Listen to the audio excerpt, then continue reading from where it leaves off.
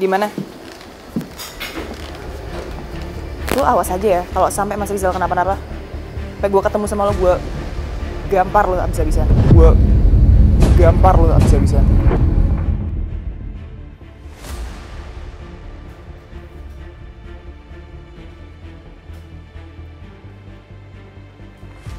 Hello Jihan, welcome to Circle. This is talk show. Have a seat, please. Everything's fine. Yes. Kaget sih kan? Kenapa sih? I thought you were in danger. Aku kira tadi kamu kenapa-napa, Mas. Emang karakter lu dia ada Giung? Kita ini lagi di circle. Yes, Iya kan? Betul.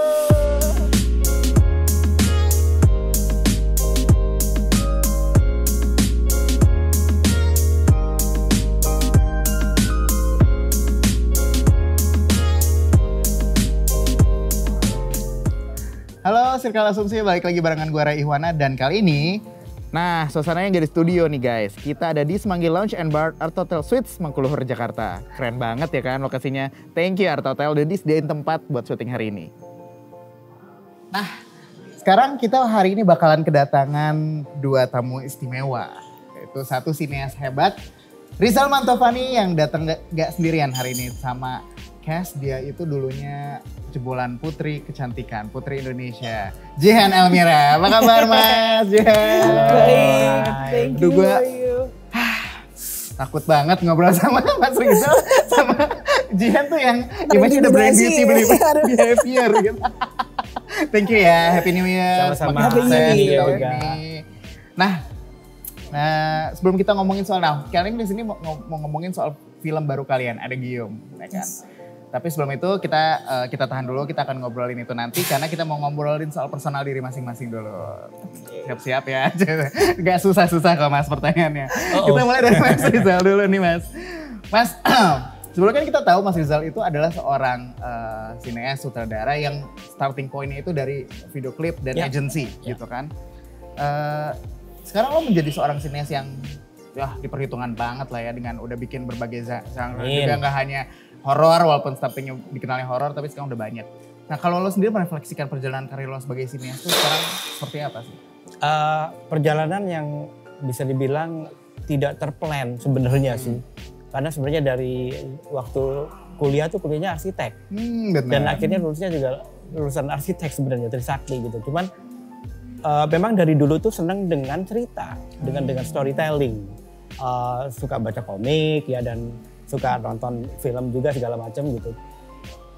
Cuman tiba-tiba perjalanan membuat saya akhirnya masuk ke dunia musik video yang ternyata juga adalah storytelling juga. Karena di musik video kadang-kadang dalam satu lagu visualnya tuh atau ceritanya tuh harus ada opening, Betul. ada tengahnya, ada selesainya gimana dalam 5 menit itu kan. Nah itu dari situ sih sebenarnya sih. Lama-lama terus tiba-tiba bikin film, akhirnya bikin film 1, 2, 3 dan sampai sekarang. Jadi perjalanan yang saya sama sekali itu tidak map di depan gitu. Tapi akhirnya saya ikutin terus dan sama gitu. Sekarang berada di titik di mana saya membuat sebuah film inspiratif. Ya, ada Gium dengan ada satu tema ini ya patriotik ya. Itu juga saya sama sekali nggak kepikiran bakalan membuat gitu. Jadi untuk merangkumkan tadi pertanyaan tadi, yaitu satu perjalanan yang tidak direncanakan secara tata, tapi sangat senang dengan perkembangan yang terus terjadi. Nah sangat senang. Sebenarnya apa yang bikin lo tertarik banget Mas sama industri film ini? Apa lo explore? Ya ini ya ketemu banyak orang ketemu dengan berbagai macam karena gini setiap proyek itu kan beda-beda. Setiap proyek akhirnya ketemu orang baru. Kita dengan ketemu orang baru itu bukan saja kita akhirnya bisa sharing tapi kita juga bisa belajar. Kita juga dari tiap proyek itu saya pasti ngerasa ada sesuatu yang saya pelajarin, nggak pernah berhenti. Oh ternyata gini ya. Oke. Mental note gitu kan. Terus. Jadi asiknya gitu loh. Jadi bukan satu project yang panjang. Nah, itu project berhenti dan kita bisa restart lagi. Itu saya antara lain senangnya itu sih. Tapi kalau yang lo kejar di dunia film tuh apa sih Mas? Sampai sekarang masih lo pengen kejar gitu. Yang Masih lo kejar sampai sekarang. ya itu tadi sih maksudnya saya nggak bisa planning di depan akhirnya mau bikin film apa terus aja dan lihat apa yang nanti datang ya untuk dikerjain. Tapi saya percaya bahwa kalau misalnya kita lagi berada di sebuah pekerjaan atau sebuah project ya, do the best that you can. Karena itu adalah yang akan mengantar kita ke the next step-nya gitu. Exactly, agree with that. Wah keren banget Mas. Kita gantian ke Ji. You look so stunning today. Thank you. Ji, kan sebelum kita semua tahu tadi udah gue singgung juga gitu kan. Lo sebelum start menjadi seorang aktris kayak sekarang dengan kemampuan acting lo, gue lihat semakin keren banget di banyak web series dan juga film gitu. Lo kan adalah seorang jebolan putri kecantikan, ya kan, putri Indonesia. Nah, sebenarnya gue jiper ya, wawancara putri-putrian nih takut lebih pintar gitu. Enggak, kita santai aja, udah lewat masanya. Bener udah lewat ya. Tapi image putri Indonesia itu kan terkenal dengan tadi brain, beauty, and behavior. Yes. Lo tuh sepakat gak yang namanya cantik itu tuh harus sepakat dengan 3 itu? Setuju banget sih. Kenapa tuh?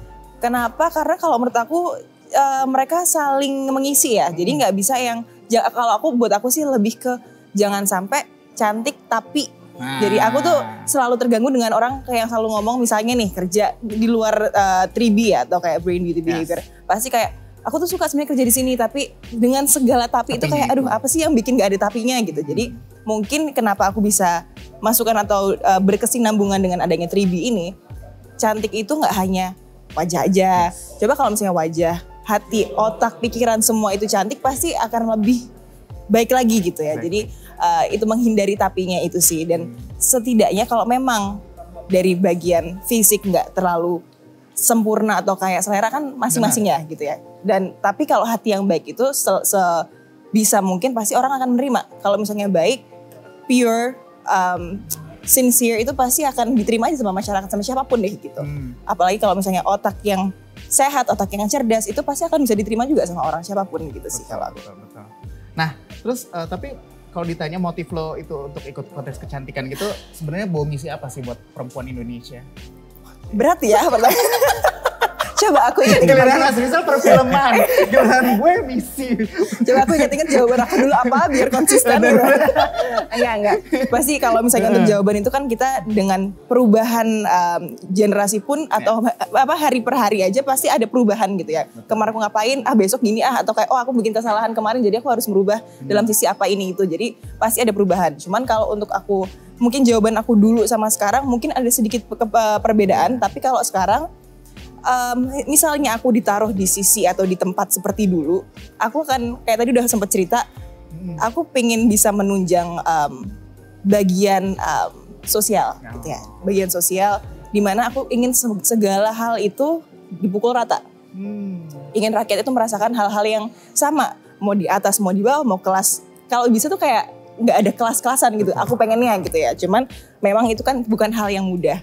Dan kita butuh banyak suara untuk itu. Bahkan orang yang terkuat di dunia pun juga gak akan bisa tanpa bantuan orang-orang di sekitarnya gitu. Jadi salah satu misi aku pada waktu itu adalah kurang lebih sama, tapi untuk sekarang lebih fokus ke bagian sosialnya.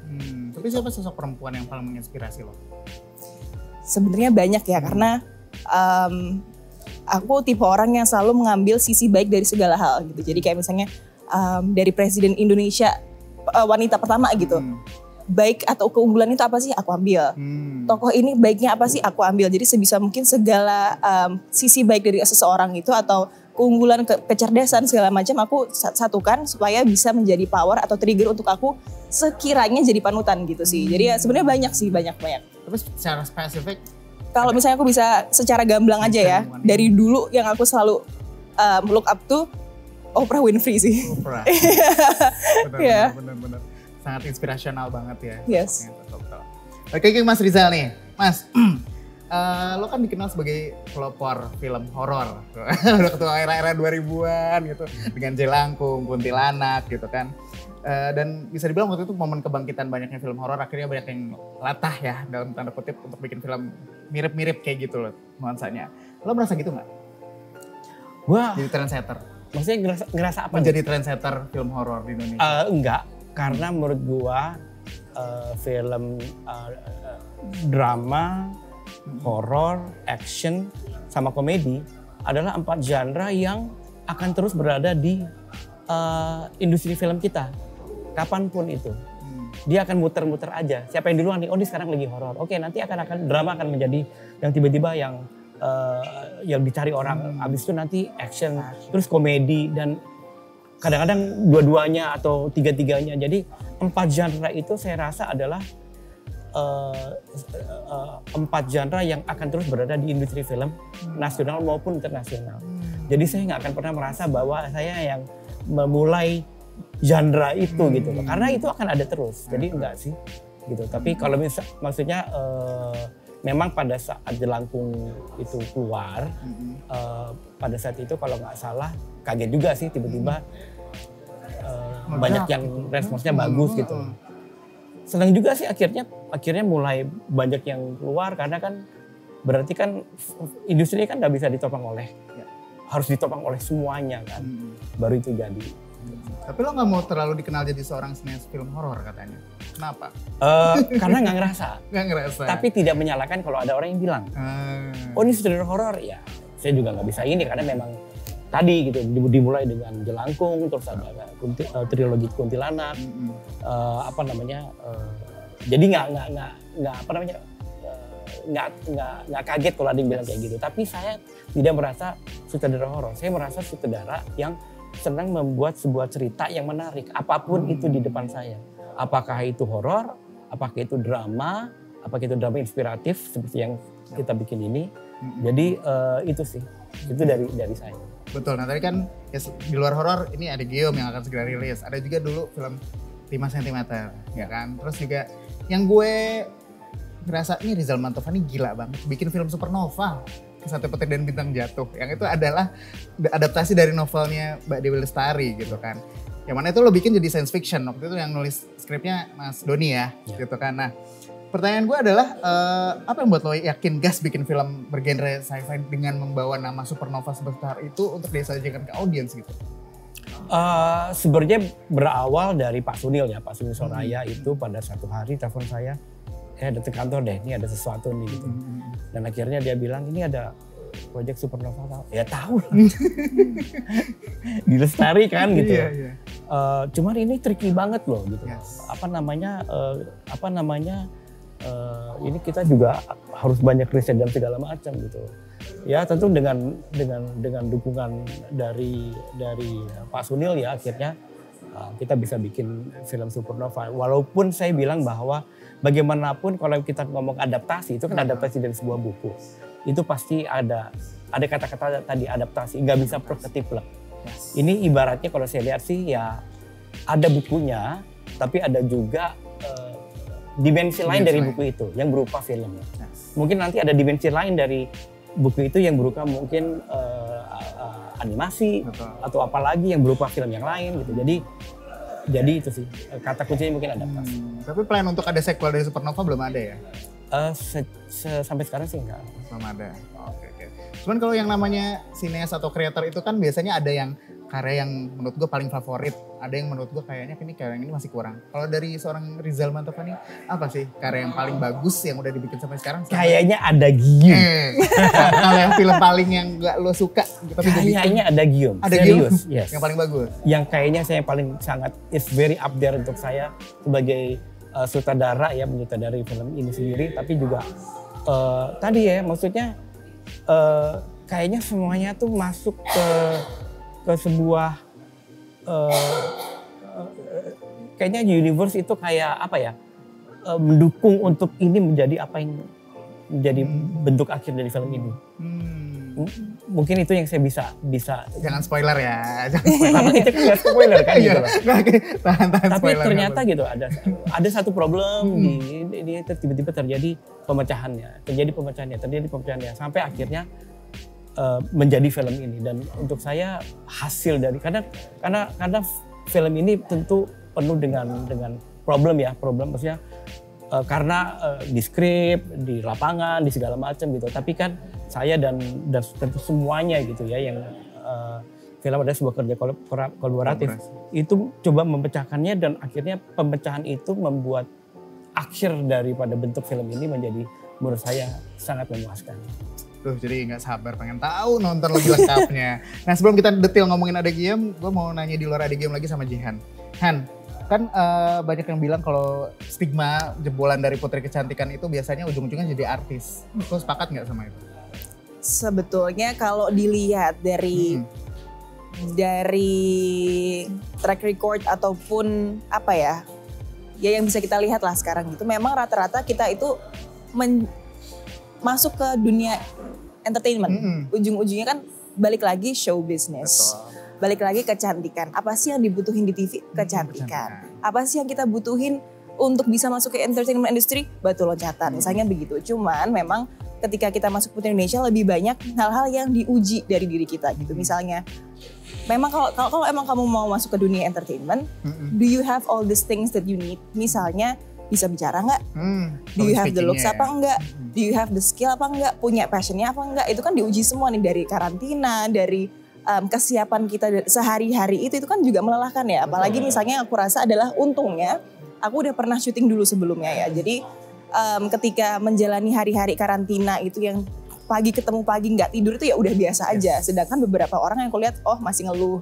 Masih yang kayak aduh nggak kuat, ada aja yang sakit ini itu, maksudnya ada aja gitu. Jadi berarti kurang tahan banting. Nah mungkin hal-hal kayak gini nih yang bikin yang di sisi ini satu-satu. Oke, bukan berarti you're not worth here atau you don't deserve it here. Cuman berarti you have to learn more. Lebih harus banyak training kayak gitu kan. Memang ada yang ya mungkin kebetulan aku nggak kaget aja gitu. Kalau ada orang yang masih kaget, masih yang harus pemanasan dulu, harus diasah dulu. Ketika ketemu kamera banyak kejadian. Mungkin pertama kali aku pun juga gini. Waktu pertama kali aku masuk ke entertainment industry, casting aja aku nggak paham casting itu apa. Di depan kamera kita harus nyebutin nama, umur, tinggi badan gitu-gitu. Aku cuma pause aja. Tiba-tiba kayak action tuh disuruh ngapain. Jadi hal-hal ini pun juga harus banyak pembelajaran, harus banyak latihan gitu-gitu juga ya. Jadi jangan sampai di depan kamera langsung kaku terus diem blank ngomong apa ya gitu. Jadi alhamdulillahnya waktu itu udah terbiasa. Jadi tiba-tiba ada kamera di depan muka tuh yang ya udah mau aku jawab apa, mau aku ngomong apa tuh udah ngalir aja gitu-gitu sih. Jadi sama-sama membutuhkan gitu. Jadi kita masuk ke Putri Indonesia ini juga melengkapi kebutuhan kita di entertainment industry ataupun sebaliknya begitu. Jadi ya more or less something that has to do with public gitu sih. Nah lo kalau based on pengalaman gimana sih untuk ketika kita casting itu bisa lebih percaya diri itu gimana sih? Mungkin di luar sana teman-temannya asumsi banyak yang mau ikut casting gitu. Lu harus gimana sih untuk bisa menjadi seorang artis gitu? Jujur kalau aku ya pelajarannya adalah atau apa yang disiapkan adalah failure. Because once you fail you learn you learn by yourself. Gimana ya biar kejadian kemarin itu nggak kejadian lagi gitu. Jadi mau nggak mau entah apakah itu kita jadi ngerasa malu atau kita ngerasa kayak tertantang atau mental kita jadi semakin entah menurun atau langsung merasa kayak di trigger aja, itu yang bikin kita jadi semakin baik ke depannya kalau untuk aku ya. Jadi akhirnya kemarin aku agak kagok di bagian nggak bisa nyebut nama panjang dengan satu nafas misalnya gitu. Yaudah latihannya nyoba-nyoba di rumah gitu, walaupun kadang kalau ngeliat kaca tuh kayak apaan sih kadang tuh masih kayak gitu. Cuman ya apapun yang kamu nggak suka coba untuk terjang terus kalau aku tuh gitu. Jadi ya lama-lama casting pun gak sekali dua kali. Kalau bisa dibilang aku 3 tahun casting doang gak dapat apa-apa tuh udah selama itu juga. Dan itu hanya melancarkan bagaimana aku introduction diri aku sendiri gitu. Lihat kanan kiri dengan cara yang halus tuh gimana gak yang kayak yang gitu-gitu. Jadi banyak yang dilewatin lah gitu. Jadi ya intinya harus confident, harus berani untuk melakukan kesalahan dan memperbaikinya setelah itu. Dan harus punya passionnya sih, kalau enggak ya susah. Learning by doing juga ya? Learning by doing, kalau aku sih lebih ke situ. Kalau Mas Rizal ngelihat sosok yang kayaknya nih layak untuk lolos casting dan bisa ikut filmnya Mas Rizal itu yang seperti apa sih? Ada kriteria dan kategorinya nggak sih? Kalau ini Jihan ya, saya tahu kerjaan-kerjaan Jihan. Jadi dia nggak usah casting gitu. Langsung request sutradara. Tanpa saya nggak tahu jadwalnya dia bisa apa enggak. Saya nggak tahu jadwal ya gitu loh. Udah, teleponnya deh, gue telepon deh. Yuk, langsung yuk. Iya, itu terjadi, itu beneran terjadi. Jadi kayak aku sampai waktu kita kebetulan meeting video meeting ya. ada manajer aku juga. Terus udah ada pembahasan, akhirnya oke, let's do this gitu kan. Yes, let's do this. Terus udah telepon dimatiin. Udah karena aku teleponan Japri sama manajer aku. Berarti ini maksudnya casting apa enggak tuh? Kayaknya enggak deh, kayaknya langsung. Langsung serius gitu kan. Terus udah nunggu beberapa hari, nggak jilok langsung. Oh gitu. Maksudnya kita sih udah sama Jian dah. Udah ini udah she's the one, udah nggak usah sekarang. Yang penting get her. Jadwal gue nggak tahu ya, please guys, itu bukan urusan gue gitu. Terus saya telepon dia, terus dia tanyakan karakternya apa, ceritanya apa segala macem. Dan terakhir saya ingat tuh ngomong ya, yuk Jan, yuk langsung yuk, kayaknya seru nih gitu loh. Karena saya juga udah lihat kerjanya dia dan it speaks for itself. Tapi sebagai seorang director lo tuh juga orang yang jeli ngelihat track record sosok yang bakal. Oh iya, kita harus jeli, kita harus radar kita tuh harus kita. Nah kalau yang red flag buat lo sosok yang kayak gimana nih? Kayaknya ini udah blacklist aja orang-orang kayak begini untuk ikut industri film. Saya nggak setuju dia sama blacklist atau cancel culture ya. Saya itu jauh dari pemikiran saya. Yang saya malah adalah ayo kita kerjasama. Itu mental saya, bukan kalau tadi ya. Itu sih radar dan segala macam. Yang saya senang adalah bahwa kalau misalnya nonton film, nonton seri, nonton apapun gitu ya, karakter pemainnya itu sangat bisa menjadi karakter yang ada di cerita itu. Kita udah ngeliat dianya gitu. Itu yang saya lihat dari Jihan. Udah lepas, benar. Setiap gue nonton series atau film media, beda-beda karakternya. Dan dia menjadi karakter itu. Keren. Benar. Nah soal Eddie Guillaume, film ini sebenarnya ceritain apa sih? Karena kan tadi lo udah nyebutin ada nationalism, ada patriotism di situ. Terus juga ada Presiden Kidnap ya. Ini nggak apa-apa kan ada di trailer ya Presiden Kidnap ya. Presiden diculik gitu. Nah, tadi katanya nggak boleh spoiler. Bos jangan diceritain tahan. Nah itu sebenarnya apa? Tapi kalau ngomong spoiler saya juga suka takut loh. Karena di interview segala macam. Terus kadang saya telepon ke produser ini dulu. Ini boleh nggak sih? Oh nggak boleh. Nggak boleh. Bisa cut ya. Karena memang ada di film ini memang ada hal-hal yang sifatnya spoilernya agak karena gini takutnya ruin experience waktu nontonnya. Betul. Nah itu kadang-kadang saya pun juga nggak tahu tuh Pak Irving tuh yang lebih tahu yang ini jangan yang ini jangan. Tapi secara garis besar film ini tuh tentang apa? Karena campur banget genre yang gue lihat ada romansnya juga tadi kan ada actionnya juga ada thrillernya juga. Sebenarnya tentang apa sih? Ya mungkin kita berdua bisa ceritain ya mengenai filmnya ya. Basically adalah mengenai 3 sahabat di mana dalam persahabatan itu terjadi sesuatu yang membuat persahabatan itu retak. Nah pada saat persahabatan itu retak, Alenda yang diperankan Jihan itu diculik oleh sebuah organisasi yang ingin menghancurkan Indonesia. Nah, mungkin bisa organisasinya apa? Situ. Setelah itu, gue katanya. Nah setelah itu di situ tentunya Alenda bukan orang yang hanya terima beres juga ataupun kayak ya sudah pasrah. Dia punya jiwa yang juga bisa dibilang rebellious atau berontaknya tuh ada juga ya Mas Rizal ya. And di sini alhamdulillahnya juga teman-temannya pun sangat mendukung juga, nggak yang lepas tangan ketika temannya hilang ini. Jadi satu sama lain jadi problem solving juga bagaimana cara mendapatkan Alenda dan Alenda pun juga bagaimana cara bisa keluar ataupun memberikan indikasi bahwa kayak I'm in danger gitu. Jadi di situ di mana case-nya akhirnya mulai melonjak dengan banyaknya intrik ya. Iya, banyaknya intrik di situ muncul di situ sih. Jadi ya kayak belakangnya more or less akan sama sampai akhirnya nonton aja sih. Akhirnya nonton aja deh. Takut bocor. Takut bocor ya. Tahan. Tapi ide awalnya dari mana sih Mas? Karena gue banyak riset dari berbagai sumber. Katanya lo juga ada terinspirasi dari beberapa film Hollywood. Terus juga bahkan Reality Bites lo jadi inspirasi juga ya katanya untuk adegan dramanya. Untuk dramanya. Yes, gitu. Nah idenya dari mana? Bahkan ada juga hacker, lo bawa isu hacker juga di situ kan. Ada juga. Betul. Ya. Military juga. Nah itu dari mana lo bisa dapat ide itu? Ya maksudnya film itu kadang-kadang kita lupa dari mana ya, tapi karena kita sering menjadi banyak reference untuk kita, akhirnya secara kolektif ada di otak kita dan akhirnya secara pada saat ada sebuah cerita keluar tuh ide ini, ide itu. Tapi secara spesifik akhirnya dari macam-macam gitu ya. Betul. Persahabatannya antara dari Reality Bites ya. 3 orang sahabat yang akhirnya salah satunya terjadi konflik lagi. Terus Hackers juga sebenarnya juga banyak kan film-film mengenai hackers gitu. Cuman bagaimana reference daripada yang udah ada ini kita bikin menjadi lokal. Temanya tetap Indonesia, temanya tetap lokal. Hacker Indonesia gimana sih? Persahabatan Indonesia sih seperti apa sih? Gitu. Jadi walaupun ada referensi dari film luar, gitu, tapi bagaimanapun ini menjadi sebuah film yang sangat bernuansa lokal. Terutama mengenai patriotisme itu sangat patriotisme yang memang khas Indonesia sekali. Misalnya juga ancaman-ancaman yang ada itu tidak fiktif, itu beneran terhadap negara kita. Include ancaman cyber ya, itu kan very real. Itu very real. Dan kayaknya kita hampir semua banyak yang ada jadi kena korban hacking medsos ya kan gitu-gitu. Ya.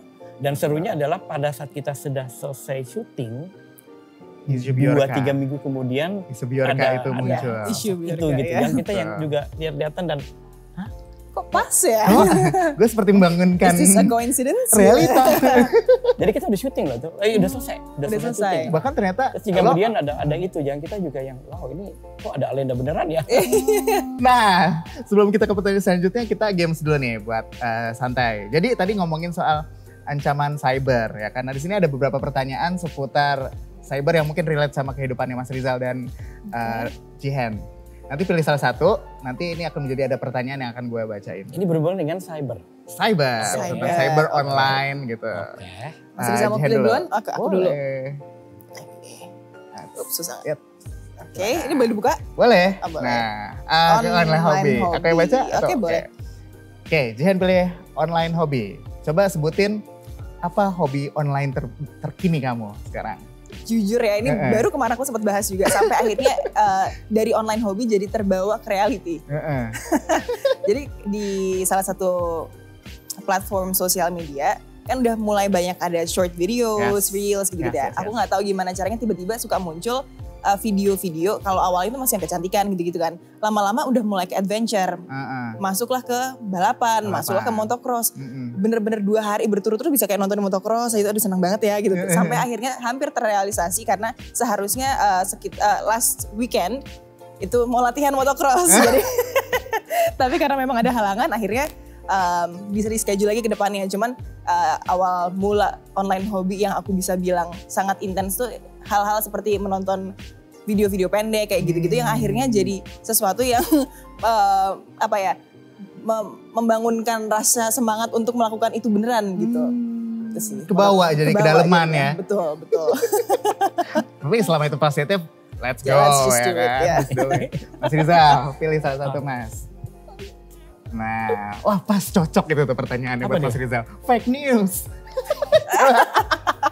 Aku bacakan. Oke. Kapan terakhir kali Mas Rizal dengar hoax atau berita palsu? Tentang apa? Kalau saya sih ngerasa pasti tiap hari kita akan Terpapar. mendapatkan fake news atau hoax.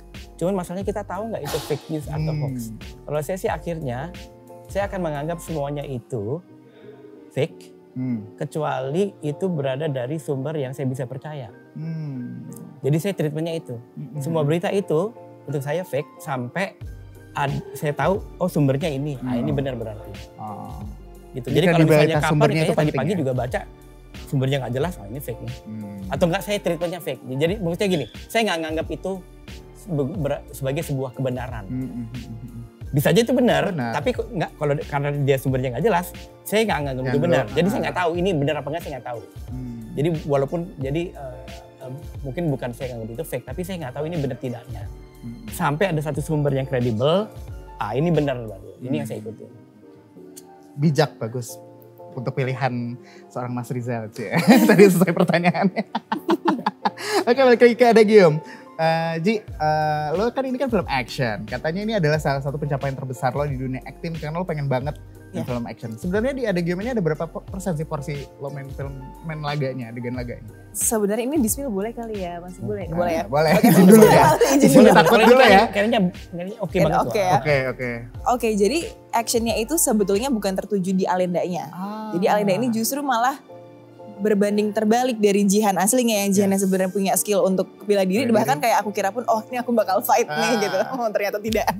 Dari sayang sekali tidak. Sempet nanya malah, ini Mas apa mungkin bisa Adegan ada berantem gue mana ya? Iya, ternyata enggak kan. Jadi malah justru di sini yang ya kalau secara postur aja mungkin bisa dibilang kayaknya tough girl gitu kan. Kayak ini pasti kepegangan dikit juga pasti gebuk gitu kan. Cuman gimana caranya biar ini salah satu tantangan juga sih. Gimana caranya biar tidak terlihat seperti orang yang bisa fighting gitu. Fragile Dan mungkin nggak se-fragile itu, tapi setidaknya kalau untuk defense yang asal ya mungkin lah bisa. Tapi kalau untuk yang literal fighting kan postur juga harus dijaga. Jangan sampai tiba-tiba refleks aja gitu kan. Ketahuan. Betul. Jadi itu salah satu tantangannya. Dan memang kalau porsi mungkin bisa dibilang bukan action ya, tapi lebih ke defense-nya lah. Lebih ke defense-nya itu mungkin ya sekitar 40% kalau dari secara diri sendiri ya, bukan didukung sama set atau cast yang lain gitu.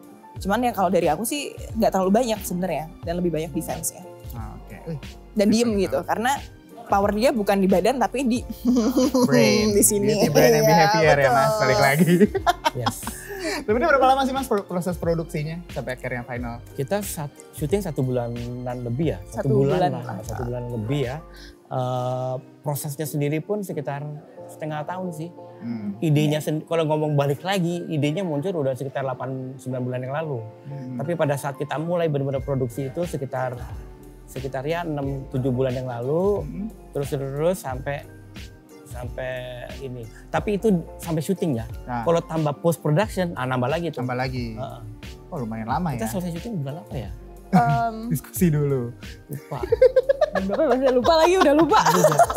Jadi kalau misalnya ngomong sama post gitu ya setahunan lah paling ya prosesnya semuanya. Ya terhitung singkat sih lah ya segitu untuk produksi film sebesar dan mewah ini, kelihatannya mewah ya. Mudah-mudahan mewah. Ya mungkin karena itu maksudnya film ini sangat didukung oleh orang-orang yang sangat kompeten di bidangnya, sehingga membuat kalau misalnya tadi bilang cepat ya mungkin karena itu kali. Nah, ini kan kelihatan juga di Gemini ini kelihatan banget kayak ada tone-nya tuh benar-benar kelihatan nuansa film Hollywood banget ya kan. Tambah lo terinspirasi banyak beberapa film Hollywood untuk menjadi referensi dari film ini. Nah ada satu hal yang sebenarnya gue denger isu ini, rumor ini, pengen gue tanya ke seorang Rizal Mantovani, dan akhirnya ada kesempatannya sekarang, dan balik lagi kalau kita harus dapatkan kesempatan percaya langsung dari orangnya gitu, tadi fake news lagi. Mas Rizal katanya pernah mendapatkan tawaran project dari seorang Michael Bay yang bikin Transformer tuh ya, untuk bikin film horor di waktu itu. Tapi akhirnya nggak jadi tuh Mas, kayaknya ya. Nah itu kenapa sih Mas? Itu nggak jadi karena ya memang nggak jadi. Memang nggak jadi. Jadi maksudnya saya nggak bisa bilang banyak ya, akhirnya nggak jadi aja. Tapi sempat emang ada komunikasi dan tawaran dari Michael Bay itu. Bikin Transformer 7 gitu mungkin kayak. Yang berubahnya truk sama baja ya Mas. Truk yang belakangnya ada itunya kan? Ada ini, pose-pose. Apa, doa ibu atau apa ya? Ibu bener-bener. Abang pulang, abang sayang. Gak ada uang ditendang gitu. Tet jadi robot ya. Ci, kalau buat lo kan banyak banget yang bilang lo tuh Kylie Jenner-nya Indonesia. Lo tuh sebenarnya happy gak sih dimirip-miripin gitu? Iya, kalau mau dibilang secara perasaan happy, sad, angry ya nggak bisa dibilang juga sih. Cuman mungkin kalau awal itu lebih ke kaget kayak masa sih masih yang kayak really yang masih yang kayak gitu. Cuman lama-lama mungkin the power of fashion, makeup, haircut itu kan akhirnya bisa dibikin apa ya? Bisa dibuat juga sebenarnya, kayak misalnya aduh lagi pengen look kayak Beyonce misalnya, keritingan aja rambut kan, orang-orang kan rambut lu kayak Beyonce deh. Jadi sebenarnya kalau mau dibilang seneng apa enggak ya I'm just like thank you if you actually genuinely say that, ya thank you compliment me that way. Tapi tiba-tiba setelah Kylie Jenner looknya berubah pun udah gak ada lagi yang ngomongin. Nanti tiba-tiba ngomongnya enggak lu tuh Mila Kunis banget. Iya benar. Masa sih gitu kan, tiba-tiba enggak lu Zendaya banget. Ya udah pokoknya Zendaya iya kayak gitu-gitu. Jadi kayak mungkin hanya karena fitur-fiturnya aja kayak tajem ini itu gitu-gitu doang sih. Cuman ya well if it's a compliment and it's great ya thank you. Itu aja sih. Tapi yang penting jangan sampai mukanya Jihan dibikin AI ya. Kan lagi tren tuh. Iya. Cyber lagi tuh. Gak jauh-jauh ya. Terakhir nih, kalian tuh ada plan apa lagi di tahun ini untuk project film kah? Atau mungkin di luar film, Mas Rizal? Ada film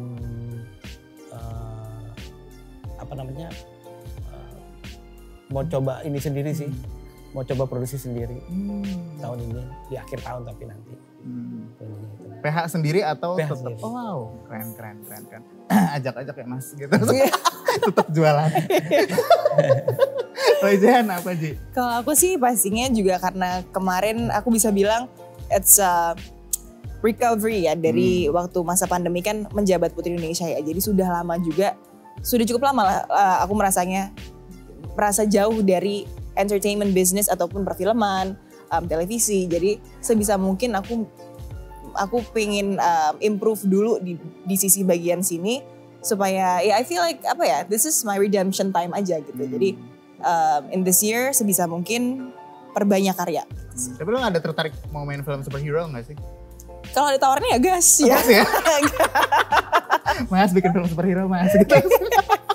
Menurut aku superhero ya well of course ya apapun lah yang penting yang di depan mata lagi cocok. Dan itu kan juga kita nggak bisa yang aku paling kadang tuh suka heran sama orang nenek, kamu kenapa nggak main film superhero sih? Iya. Ya kan yang bikin filmnya juga bukan aku, itu satu. Dua juga semua kan tergantung sama keinginan produksi, produser, director, semua kan juga kalau misalnya yang dicari misalnya nih looknya Asian atau Oriental. Dan look aku kayak gini kan nggak bisa dipaksakan juga. Bilang, padahal pantesan kamu tahu misalnya. Ya tapi kan nggak bisa sesuai yang gitulah. Jadi kayak sometimes it's not an easy industry juga gitu. Jadi nggak bisa yang besok aku pengen main ini itu nggak bisa juga. Jadi ya us as actors juga hanya bisa menunggu, try our best and as much as possible socialize sih sebenarnya itu kalau misalnya memang mau mendapatkan relation yang baik dan mungkin bisa tembus ke sana sini ya maybe those are the powers sih sebenarnya. So I wish you all the best. Thank you. Always. Thank you. Mas dan Jihan terakhir boleh kenapa harus nonton film Edigium dan apa yang ditawarkan dan kapan tayangnya? Oke. Ya. Dari suhu dulu mungkin. Dari suhu. Takut mendahului gitu. Jangan lupa untuk nonton film Edigium. Kenapa? Karena kalau misalnya ingin mendapatkan hiburan yang sangat ya, sangat seru di akhir Januari, film Edigium adalah tempatnya untuk menonton. Yay.